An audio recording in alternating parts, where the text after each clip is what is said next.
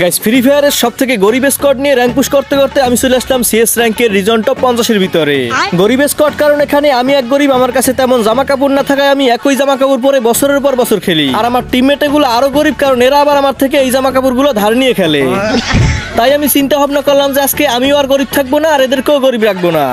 এই জন্য নতুন নতুন জামা কাপড় কেনার জন্য চলে আসলাম মার্কেটের ভিতরে। কারণ গাইস তোমরা তো জানোই যে মার্কেটে চকচকা অনেকগুলো জামা প্যান্ট আসছে, যেখান থেকে আমি এই চকচকা প্যান্ট কিন্তু অনেক আগেই বার করে রাখছি। এইবার গাইস আমি এই চকচকা জামাটা বার করবো, এরপরে চকচকা এই জামা প্যান্ট ম্যাচ করে পরিয়ে আমার টিমমেটদেরকে ধার দিয়ে আমরা সিএস পুশ করে চলে যাবো রিজন টপ 50 থেকে 100 নম্বরে, মানে যতদূর যাওয়া যায় আর কি। তো এই জন্যই কিন্তু আমি এখানে এই চকচকা জামার উপর একের পর এক করতেছি স্পিন। এবার দেখা যাক আমার সাথে কি কি হয়। গেরি নাকি বরাবরের মতো এইবারও আমাকে বাস দেয় নাকি ভালো পায়। তো এখানে কিন্তু আমি একের পর এক পুরো দূরে স্পিন করতেছি, আর এই স্পিন দেখে তোমাদেরকে আমি বোরিং করবো না। এখান থেকে আমি স্পিনের স্পিড আলটা হাই করে দিব। আর গাইস স্পিন করতে করতে কিন্তু অলরেডি আমার আইডিয়া যা ডায়মন্ড ছিল ওইগুলো সব শেষ হয়ে গেছে। এরপর আমি আবার 500 ডায়মন্ড টপ আপ করে নিয়ে চলে আসছি, কারণ আমি খুব ভালো করেই জানি যেখান থেকে একটা টপ রাউট মানে একটা জামা বার করতেই 50 স্পিন করতে হবে। আর আমি ওই 50 স্পিনের আগে কখনোই টপ রাউট মানে একটা জামাও পাবো না। সুতরাং এই জন্যই আমি 50 স্পিন করতে যতগুলো ডায়মন্ডের দরকার হবে অতগুলো ডায়মন্ডই টপ করে নিয়ে চলে আসছি। এইবার গাইস দেখা যাক আমি 50 স্পিন কমপ্লিট করার পরে আমাকে কোন জামাটা দেয়। এখান থেকে মূলত আমার নতুন যে জামাটা আসছে মানে নতুন অ্যাঞ্জেলিক প্যান্টের প্রথমে যেইটা আছে ওইটাই দরকার, কিন্তু গাইস দরকার ছিল তো ওইটা, কিন্তু এখানে প্রথম 50 স্পিন কমপ্লিট করতেই আমাকে ধরিয়ে দেয় অন্যটা।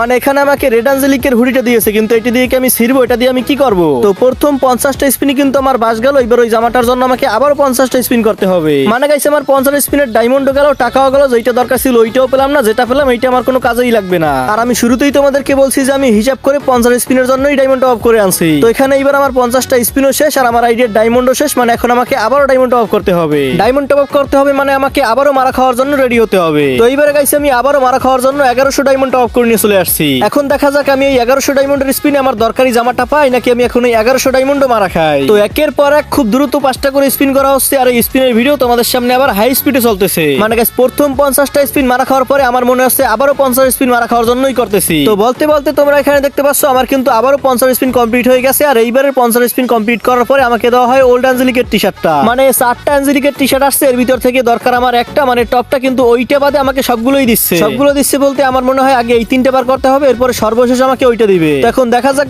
শেষমেশ কি হয়। আমার এটাতে কিন্তু আর অল্প কিছু ডায়মন্ড আছে এবং আমি আবারও 50 স্পিনের জন্য একের পর এক স্পিন করতেছি। এইবার দেখা যাক এই 50 স্পিন কমপ্লিট করার পরে আমাকে কোনটা দেয়। অলরেডি আমাকে দুইটা ফালতু জিনিস মানে দুইটা ফালতু জামা ধরিয়ে দিয়েছে, ওইগুলো দিয়ে আমি কিছুই করবো না, ওইগুলো আমার কোনো কাজেই লাগবে না। এখন ফালতু দেওয়ার মতো বাকি আছে আর একটা, এরপর কিন্তু আমাকে অবশ্যই ওইটা দিতেই হবে। কিন্তু গাইস ওই অবধি যেতে হলে আমাকে অনেক ডায়মন্ড খরচ করতে হবে, মানে ব্যবসায় পুরো লালবাতি হয়ে গেল। তো এখন দেখা যাক শেষ অবধি কি হয়। এই 50 স্পিন কমপ্লিট করার পরে আমাকে কোনটা দেয়, পার্পলটা দেয় নাকি গ্রিনটা দেয়। বলতে বলতে অলরেডি কিন্তু আমি 44টা স্পিন করে ফেলছি, এইবার আর মাত্র 6টা স্পিন দরকার। তো এরপরে গাইস আমি আবার এখানে 5 স্পিন করে দিলাম, এইবার আর লাস্ট একটা স্পিন দরকার। আর এই লাস্ট স্পিন আমাকে কোনটা দিবে, যেটা দরকার ওইটা দিবে নাকি যেটা দরকার নাই ওইটা দিবে। তো স্পিন করার পরে কনগ্রেচুলেশন জানি আমাকে যেটা দরকার নাই ওইটাই দেয়। মানে গাইস খুব সুন্দর মতো গেরিনা আমাকে এই ইভেন্টে পুরোই একটা বাস দিয়ে দেয়। আর এই সাথে আমার আইডিয়ার সব ডায়মন্ড শেষ হয়ে যায়। তো এরপরে আমি আবারও ডায়মন্ড টপ করার জন্য চলে আসি বিডি টপ সেল ওয়েবসাইটে, কারণ গাইস এখান থেকেই আমি খুব কম দামে কম সময় বিশ্বস্ততার সাথে ডায়মন্ড টপ করতে পারি। তো এখন আমি এখান থেকে 610 ডায়মন্ড টপ করবো। আর অলরেডি তোমরা দেখতে পাচ্ছ আমার অ্যাকাউন্টে কিন্তু টাকা অ্যাড করা আছে। তোমরাও চাইলে বিকাশ, নগদ, রকেট উপায় যে কোনো মাধ্যম থেকে টাকা অ্যাড করে রাখতে পারবে অথবা ইনস্ট্যান্ট টপ আপও নিতে পারবে। ওয়েবসাইটের লিংক তোমরা পিন কমেন্টেই পেয়ে যাবে। তো এখান থেকে আমার যেটা দরকার সেইটা ক্লিক করে এখানে ইউআইডি দিয়ে বাইন্যতে ক্লিক করার সাথে সাথেই কিন্তু আমার টপটা কমপ্লিট হয়ে গেল। তো এইবারে গাইস আমি কিন্তু আবারও 620 ডায়মন্ড টপ করে চলে আসলাম। এইবার দেখা যাক কি হয়। এইবার আর কি হবে, এইবার আমাকে ওই টি-শার্টটা দিতেই হবে, কারণ গাইস অলরেডি আমাকে সবগুলো অ্যাঞ্জেলিকের টি-শার্ট দিয়ে দিয়েছে। এখন শুধু বাকি আছে পার্পল অ্যাঞ্জেলিকের টি-শার্ট। আর যেহেতু এই ইভেন্টে একটা আইটেম দুইবার দেওয়ার নিয়ম নাই, সেহেতু আমি এই স্পিনের ভিতর ওই টি-শার্টটা পেয়েই যাব।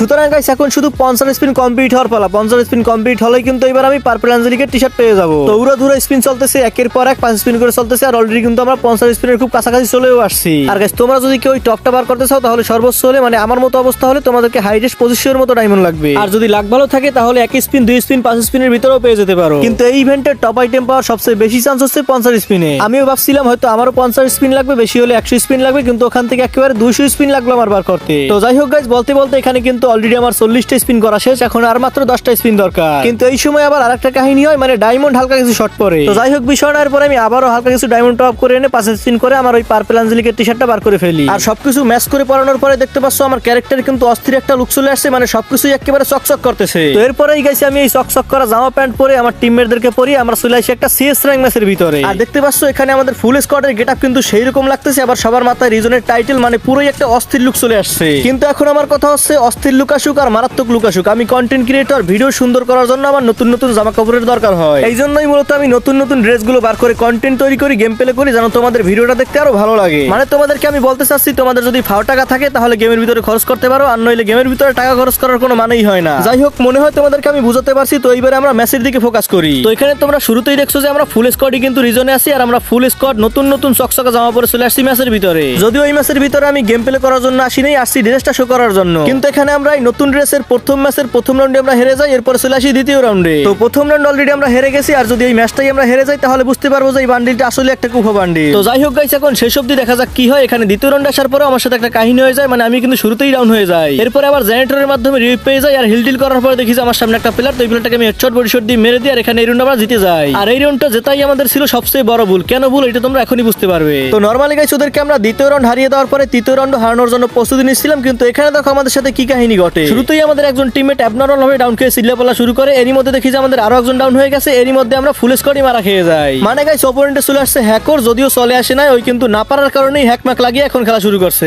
এইটা কোনো কথা? শুরুতে 2 রাউন্ড ঠিক মতো খেললো, যেই দেখলো যে পারতেছে না তখনই হ্যাক লাগিয়ে ফেললো। তো যাই হোক, কিছুই করার নাই, এখন আমরা রিজনে থাকা ফুল স্কোয়াডে এই ম্যাচটা মাইনাস খাবো। যদিও এই ম্যাচে আমি আসছিলাম তোমাদেরকে ফুল বান্ডিলটা রিভিউ করার জন্য, তো বান্ডিল তো তোমরা দেখতেই পাচ্ছ আসলেই অনেক চকচক করতেছে, অনেক ভালো লাগতেছে। তো এইবারে গাইস রাউন্ড 4 এ তোমরা দেখতে পাচ্ছ আমার টিমমেটটা ওই পাশে হ্যাকারের কাছে মার খাচ্ছে, আর এখানে আমি লুকিয়ে লুকিয়ে বলেছিলাম, কিন্তু এই সময় দেখি যে হ্যাকারের একটা টিমমেট আমাকে মারতে আসছে। আর তোরা ভাই, তোরা কি মারতে পারবি? তো কি ওই যোগ্যতা আছে? মার খেয়েছ, অন লোকেশন দেখ, দেখে তোর ড্যাডির যাই কজে কোন জায়গায় আছে, এরপর সে মারুক আমারে। তো দেখতে পারলে কাহিনী কিন্তু ওইটাই হলো, মানে ওরা আমার কাছে মার খেলো, এরপর ওদের ড্যাডি এসে আমাকে মেরে দিল। আর গাইস এভাবেই মার খেয়ে খেয়ে চলে আসলাম এই ম্যাচের লাস্ট রাউন্ডে, মানে এই রাউন্ডে আমরা ওদের কাছে মার খাবো আর এই ম্যাচটা হেরে যাবো। তাহলে সবশেষে কি দাঁড়ালো? বান্ডিলটা কিন্তু আসলেই সুন্দর ছিল, চারজনের গায়ে অনেক ভালো লাগতেছিল, কিন্তু প্রথম ম্যাচটা আসলেই অনেক খারাপ ছিল। সম্পূর্ণ বান্ডিলটা আমার তোমাদেরকে দেখানোর দরকার ছিল, ওইটাও কিন্তু দেখানো হয়ে গেল। তো এইবারে গাইস চলো দেখা যাক এই লাস্ট রাউন্ডের ভিতরে কি হয়। যদিও শুরুতে আমরা একটু ক্যাম্প টাইম করতেছিলাম, হোল্ড করতেছিলাম, কিন্তু এইগুলো করে কোনো লাভ নাই, কারণ ওই ব্যাকআপ থেকেই আমাদেরকে মারতে পারে। এই জন্যই গাইস এখান থেকে আমি সরাসরি রাশ করার জন্য সামনের দিকে আগাই। এখানেই দেখি যে আমার সামনে একটা প্লেয়ার, এরপর এই প্লেয়ারটাকে আমি একটু বোকা বানাই, আর ও আমার ফাঁদে পা দেয়, মানে আমার সামনে থেকেও দৌড় মারে, এরপর এটাকে আমি হেডশট দিয়ে এখানে মেরে দিই। কিন্তু এইটাকে মেরে দেওয়ার তো কোনো লাভ নেই, ওদের ড্যাডি এলাইভ আছে, ওদের ড্যাডি অলরেডি আমার সব টিমমেটকে মেরে দিয়েছে, এলাইভ আছে আমি একা। এরপর গাইস এখানে আমাকেও মেরে দেয়, আর এই সাথে এই ম্যাচ আমরা হেরে যাই। তো নতুন বান্ডিল পরে আমরা রিজনের ফুল স্কোয়াডই কিন্তু প্রথম ম্যাচটাই মাইনাস খেয়ে যায়। যাই হোক গাইস, এই ছিল আজকের ভিডিও। আজকে অবধি দেখা হচ্ছে আবার পরবর্তী কোনো ভিডিওতে। সে অবধি like, comment, share and subscribe করে সাথেই থাকো।